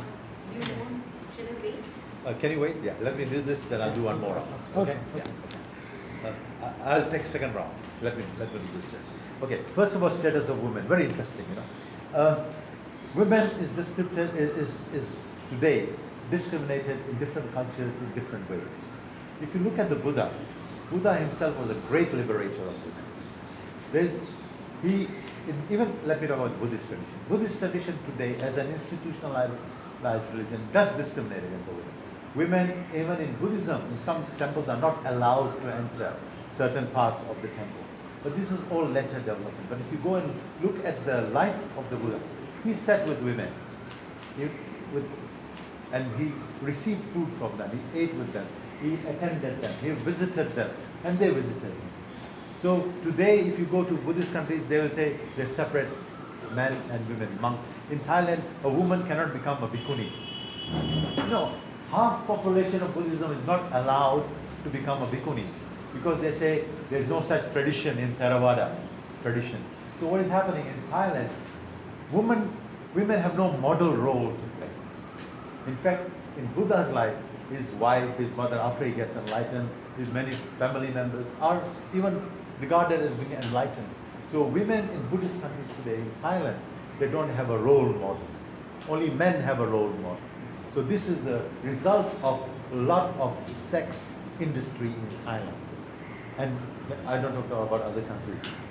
Because these women have no opportunity to develop themselves. So when they get into this, they can become social workers, they can become social activists. There's no role model for them. So institutionalized religion discriminates against women. I don't need to tell more about the Muslim issue, You're very familiar with that. Prophet Muhammad, his wife, she also herself, one of the most important source of hadith is Aisha, the wife of the Prophet. We only go to Muslim, Bukhari, the books. But if you see the reports, they come from his wives. And his wives had an important role to play in the society, in his own life. So this is the result of institutionalized religion. But how to get over it is the of educating the religious leaders, the imams, the monks. But there's a lot of resistance. Is the issue of power. And that is the issue of power of men, who don't want to accept it. I'll just tell you my personal story, my family. My grandfather built the school in Lecure, He was a legendary educationist. He has 3 sons, three of them are medical doctors. My mother in Africa, she went there, she always told me, I feel sad my father stopped me at the 4th grade. I wish I had more. So this is how we have treated the women, and we continue to do that. So liberation of women equality has to be done by men first in their families, in their homes, in their houses, in their wherever institutions are. Talking about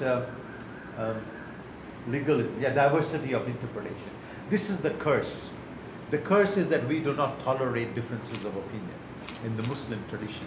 Islam is, for me, Islam is a cumulative tradition. There have been lots of interpretation, whether it is legalistic, whether it is cultural, intellectual. In fact, there's a book called Knowledge Triumphant by Franz Rosenthal, where it says Islam has always been a tradition of knowledge. But today we don't have tolerance for differences of opinion.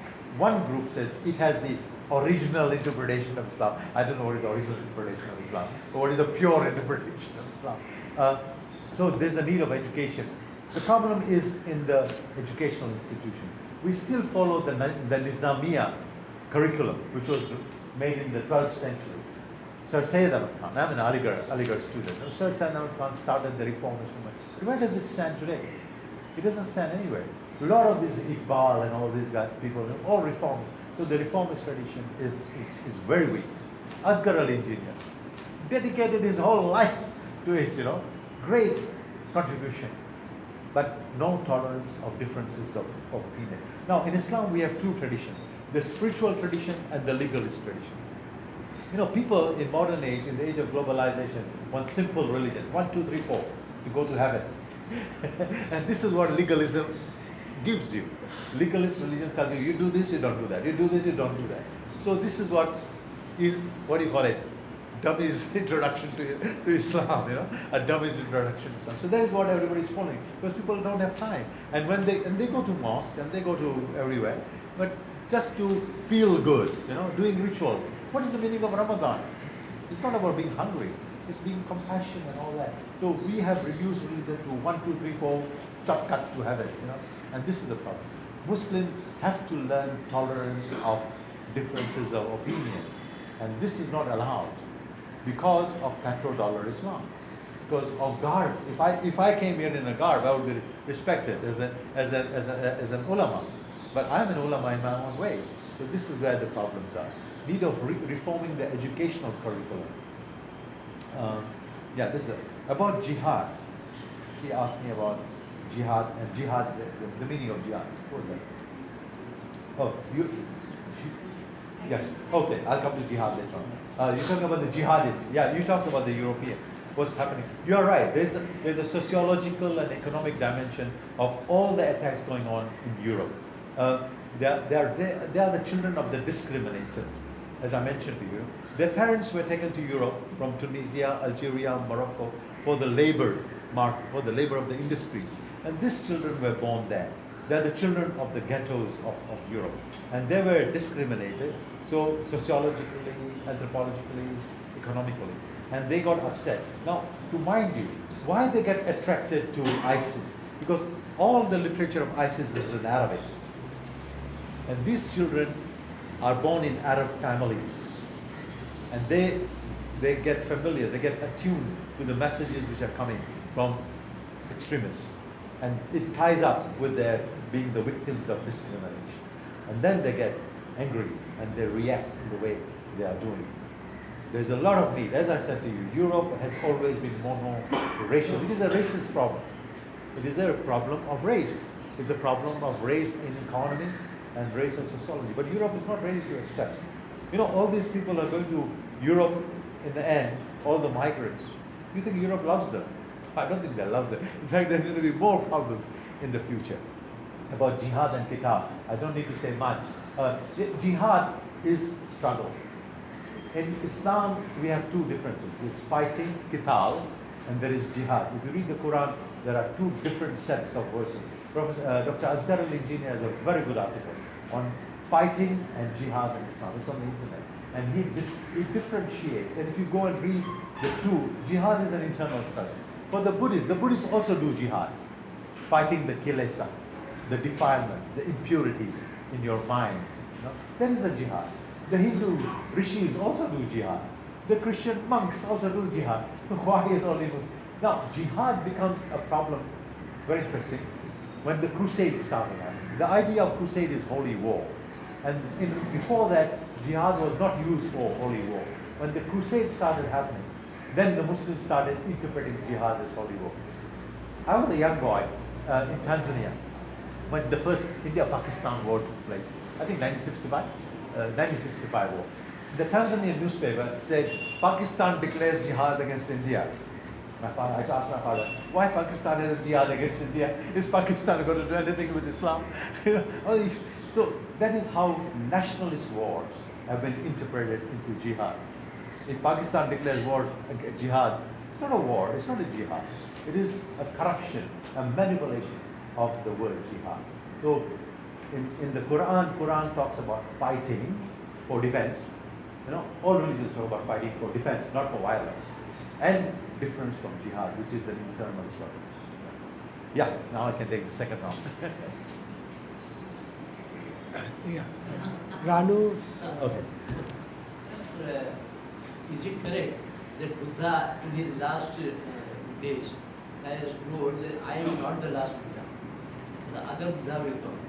Is it true or not? Yeah. I appreciate the talk and get with the talk. Why not? Maybe because of the span of the talk, you connected everything under the world, and so you were under the pressure to connect all of them, which were not perhaps so connected. Like you connected faith with religion and politics. I mean, you see, the kind of religious population, the problems that we are facing are not the problem of faith. It is getting manifested nowadays as the problem of faith, like ours. Okay, but in fact it is the problem between populations, demarcated populations, which are unequal. There is a whole notion of social justice, there's a whole notion of negotiability, there's a whole notion of citizenship right. You see, these group populations are demanding their group rights into a democratic paradigm which is liberal in its orientation. And there the problem with your multicultural citizenship comes. The concept has been given by Will Kimbeka in a liberal democracy where minorities, I mean, if you really read, and I know you have read properly and deeply, the onus is on the minority to exist with the majority in the state. And it is being dealt at a very, very shallow level. I mean, what are they trying to say? Like, in case cow slaughter happens, Muslims, you keep quiet. Okay, Dalits, we have given little bit more rights to you, or you can do dharna. I mean, what are they trying to say? What kind of state? The questions are very strong, and the questions, at least academically, have not been able to, I mean, we have failed to address them properly. In fact, we are wondering what kind of democracy can take care of it. Because the question is of vested interest in power negotiation. And it happens to be religion today, it happened to be race yesterday, it happens to be caste in India. I mean, one can go on like this. Sorry, I should go on, but I know that everyone is waiting. Yeah. Yeah. Thank you so much. Very thought-provoking and very macro level, Ashimi, like you said, very macro level lecture. Your lecture is different. So I don't have a question to ask, but it's a reflection that I'm carrying back certain very salient issues which you touched upon. And perhaps in the back recesses of my thought process, they were there. One was that being a student of history, I always wondered that why Mahabharata and Ramayana have such a lot of close proximity with Iranian culture. Those days the custom was that if you brought in a daughter-in-law, she was given the name of the city that she belonged to. So why Kausalya? Why Gandhari? So there has to be some connect somewhere. So that is one thing which I am taking back from here. The other slightly alarming and frightening is that what are we headed towards is fascism. We are seeing in our country, we are seeing Mr. Trump, we are looking at the Middle East. Everywhere it is where we are headed towards is disaster, absolutely. And the third thing which is again are a sad commentary that globalization has definitely robbed us of our diversity. Earlier it was like from home to home, region to region, there was cultural diversity, there was, forget religion, culture was predominant. In fact, Hindi speaking well, irrespective of whether they were from Bihar or Madhya Pradesh or Uttar Pradesh, but because language was the common bond, they preferred staying in common areas. There were platforms which we shared, I mean, activity and non-hominy. No, now it is religion, absolutely. Even religion at very, very diverse, they're very, very dissected micro level.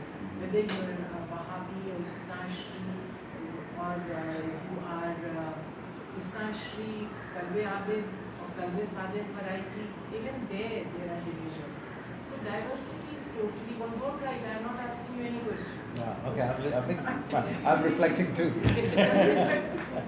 So diversity, yes.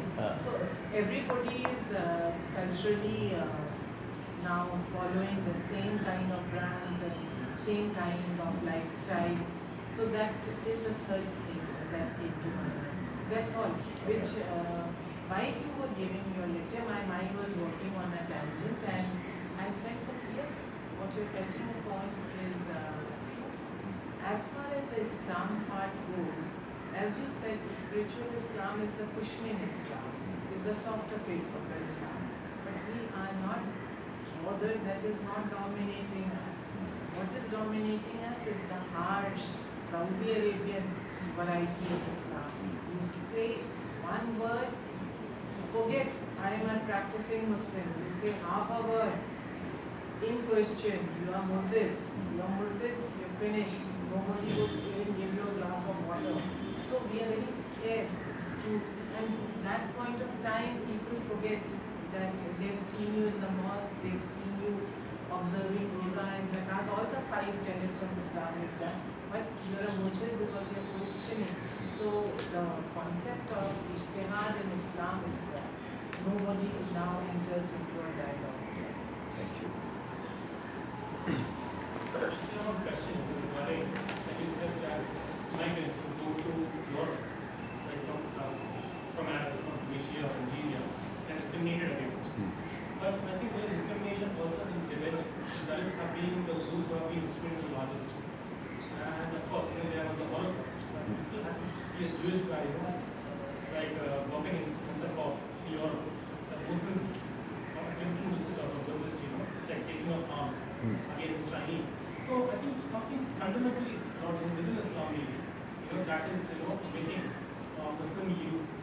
I mean, why is it that Muslim youth are radicalized so easily as compared to, let's say, Christian youth, or let's say Dalit youth, or Buddhist youth, or Jewish youth? There's something maybe fundamentally flawed in the maybe the tenets of Islam, or maybe the interpretation, which leads to bombing and all. Leads to? Leads to bombing, leads to attacks, terrorist attacks. Bombings and attacks. Yeah. The way you formulated that majority and minority, I think that is the key issue here for us. That you have one majority dominant religion, and you say create a nation on your religion, that is in Russia. With that major formulation, everybody becomes the other. The Islam, Buddhism, Dalits, Christians, everybody is the other. With the making of the nation, the patriotism that goes into the name. And it's not religion. Hinduism is not institutionalized religion. Like any Christianity or Buddhism in the monastery, it's not the monastery context that is governing. It is a kind of a political Hinduism. It's not a Shankaracharya religion, it's not a Sai Baba religion. It's very multicultural and inclusive.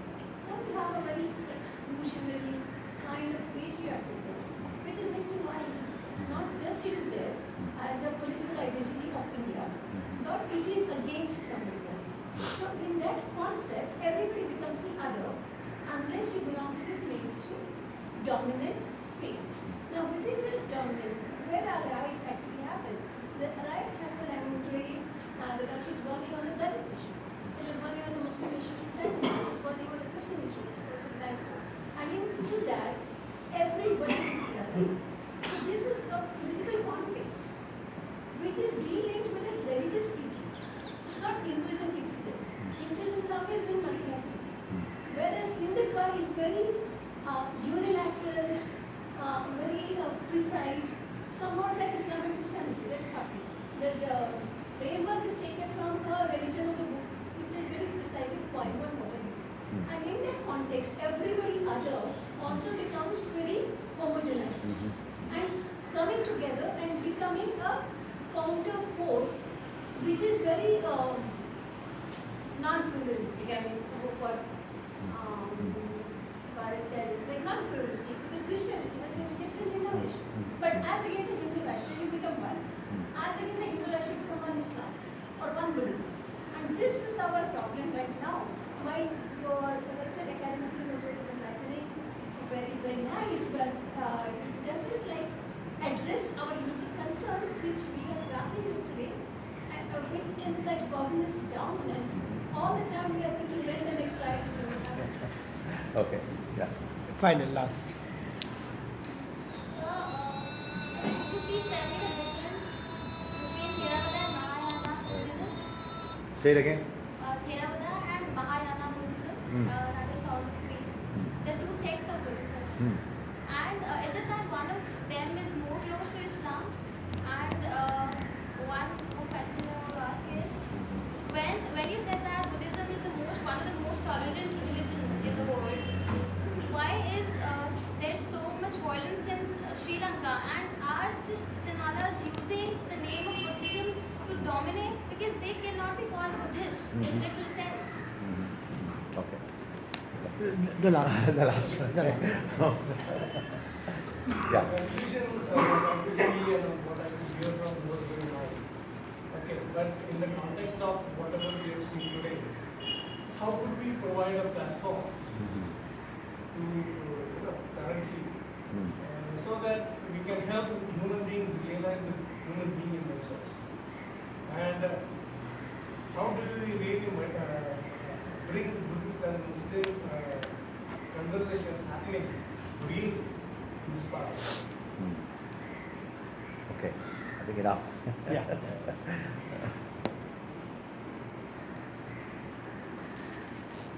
Pages for taking notes are running out. So our questions also have to run. About the Buddha, let me talk about the Buddha. There are many Buddha. We know only the historical Buddha, Siddhartha Gautama, who became the Buddha. So in Buddhism, there are many Buddhas before the Buddha, and Buddha didn't talk about the last Buddha. There will be many Buddhas after the Buddha. This is the teaching of Buddhism. So there is no concept of last Buddha coming, okay? Because the idea of last is very Semitic religion in Islam, in Christianity, and in Judaism. It is not found in Buddhism at all. So they talk about the Bodhisattvas. There are many in Mahayana tradition. There are many people who are merely going to become the Buddha, but they stop themselves at the level or at the stage of Bodhisattva that they can help others. So in Buddhism, there are many Buddhas after the Buddha. So this is what I not like the word theology. This is the doctrine of the teaching of Buddhism. Coming to faith and liberal ideas. Yes, my lecture was macro, no doubt about that. Because my background, my cultural background is very macro at the level. I'm not micro myself, but I'm many multicultural myself. So I look at the world in a very macro level. Now, talking about about the state system, there are many types of states in Asia. I read Kimlicka, I know Kimlicka himself. I'm borrowing his concept of multiculturalism. It is not specific to Canada, because Kimlicka is a philosopher, a political philosopher. I'm borrowing his concept to be applied to the different types of states in Asia. I'm not talking about Africa. In Asia, you have two types of states. You have the state, the democratic, liberal, secular state, like in India. I lived in India for 12 years. And when I go to when I go to Southeast Asia, these are not liberal states. These are not democratic states in the form of India. They are semi-secular states. In all the states of Southeast Asia, I'm living 27 years, I never hear the discussion of secularism or liberalism at all. So they are trying with the same problem of majority and minority which is a colonial problem in Asia, in different types of states in Asia. So yes, faith is being manipulated in this state, so-called democratic state, by one group. There also, faith turned into religion, reified idea of religion. Faith is also reified now, is used by politicians for sociologically, politically, for demanding the rights of one group, as I mentioned in Myanmar, in Sri Lanka, in Thailand, in Indonesia, even in Malaysia. In Malaysia, the word Allah is only to be used by the Malays. Imagine, the Christians cannot use the word Allah. It belongs only to the Malays. But if you go to history of Islam, it belongs to everybody. In Malaysia, Allah, Allah. So the issue is different types of Asian states. So yes, my macro level is that the problem is of the post-colonial states in Asian countries. The next question was your comment. Okay, I was talking all about cultural exchange. Yes, Iran gave a lot to India, and there is a cultural exchange within India. But this is the problem of the matriarchal and the patriarchal culture. And in Islam, later on, is dominated by the patriarchal tradition. Even in Iran, later on it becomes a very, very patriarchally dominated religion. The problem is of silence of majority. Always everybody's talking about the silence of the majority. The problem is political economy. So what has happened is religion is bad, but in a bad way. This is not the religion of the founders which we had. What has happened in the colonial state and the post-colonial state, religion was kicked out. But it came back with a vengeance. And the problem is for the state. That state has ignored, even international organizations, United Nations have ignored the role of religion in post-colonial period. So that is the using of the religion in violent way. And this leads me to my next comment to the person who asked about the West. What has happened is that these are the burdens of war. First, there was the burden of civilization. All the conflicts in the West is about majority and minority, and the problem of the post-colonial period is religion. Post-colonial period is a period of ideologies, and ideologies have become religion, and religions have become ideologies. That's what it is. Political Islam makes God into a political leader. He's no more the spiritual God you're talking about. The God has become a judge of the Supreme High Court, Supreme Justice. So it's the issue of religion and ideology. Religion has become ideology, ideology has become religion. We have lost the balance. Spirituality of religion. Religion is not political, but the spirituality of religion and balance with politics has been lost. So this is the problem of ideologies. And all the fundamentalists, all the religious nationalists in any country today, no religion today is free from the stain of violence, because all religions have become ideologized. Talking about Theravada and Mahayana, very interesting. Theravada tradition is very Sunni for me, very ritualistic. They are as strict about rituals as the Sunni Muslims. Mahayana tradition from China, Korea, Japan are very philosophical. They are very Shia for me, because in Shia you have the philosophical tradition, apart from the Imam issue. So this is my best friends whom I dialogue with are Mahayana. But to study ritual in Islam and ritual in Buddhism, I go to the Theravadic tradition. So that difference is there. So in Sri Lanka is Theravada tradition. So they use Buddhist rituals to assert the supremacy of the Sinhala. The last question was about what is being human. I think that is the whole issue. It is a problem in all religions, but the problem among the Muslims is that, as she said, we have lost the ijtihad tradition. We don't understand the Prophet's example as a living example. We have fixed it legalistically, not spiritually. And this is the problem of discourse in Islam. Coming from social science, from political economy part, I think this is the problem of the dominance of the merchant class, the traders in the Muslim tradition, Dawudi Bora tradition if you want it. Okay. And it is the merchant class which is dominating even the educational curriculum of the institutions. And the merchants want simple Islam, 1, 2, 3, 4, way to the heaven. And this is the problem of intellectual crisis in the Muslim tradition.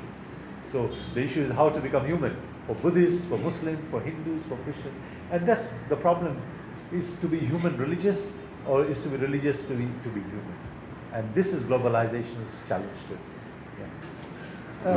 Friends, I think there are a few more questions. I'm very sure about that. I saw some hands, but let us not finish all the questions today and just now. Let's keep for another study circle, which we hope that this will continue every month with new speakers, with similar topics, but same concerns. I want to end this by one more observation of Professor Imtiaz Yusuf, that dialogues are not to convert others.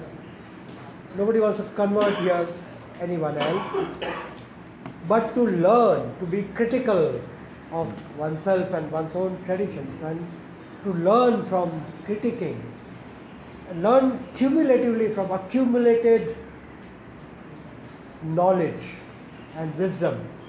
Try to partake in all this wisdom, and that's the attempt that we are going to continue further.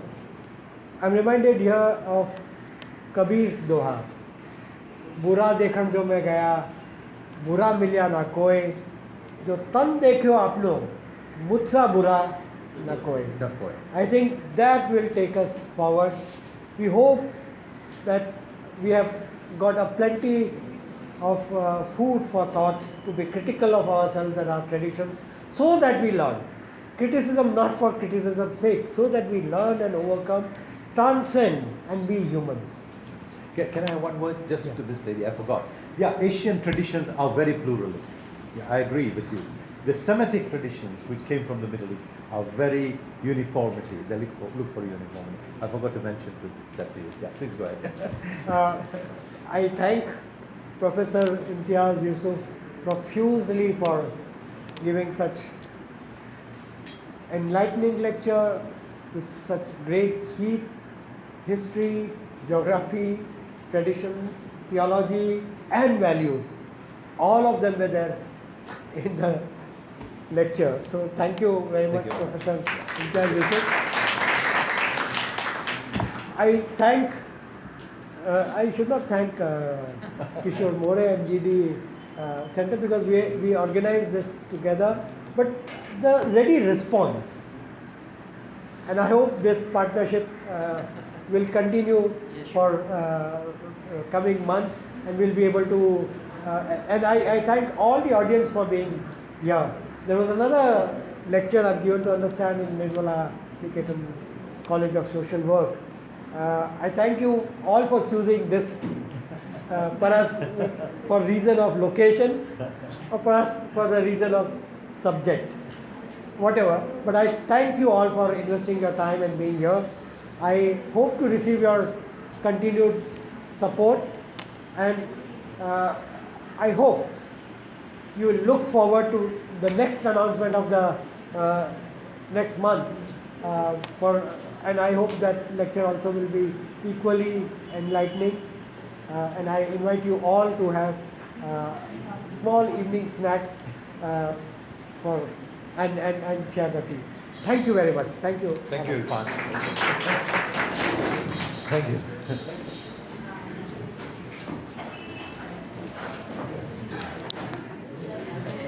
Thank you, Didi, very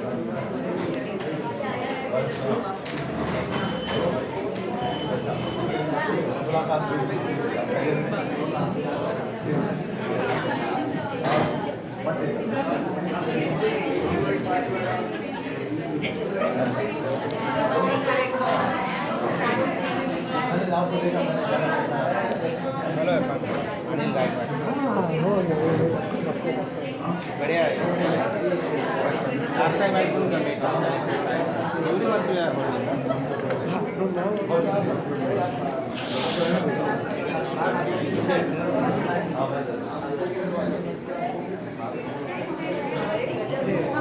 Yes, sir. I'll check.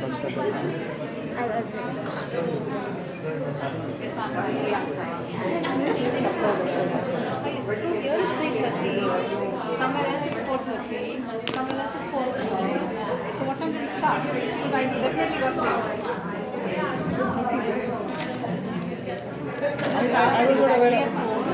I was not aware of this panel. Did it start We had announced, But we had announced 4. when did you start? Exactly at 4. Yeah, just 5 minutes. So I must have missed it. Okay. So is there a time to make or is it staying? So let me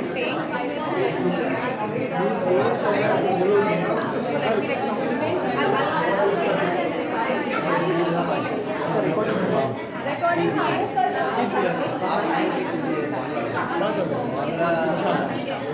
Inshallah.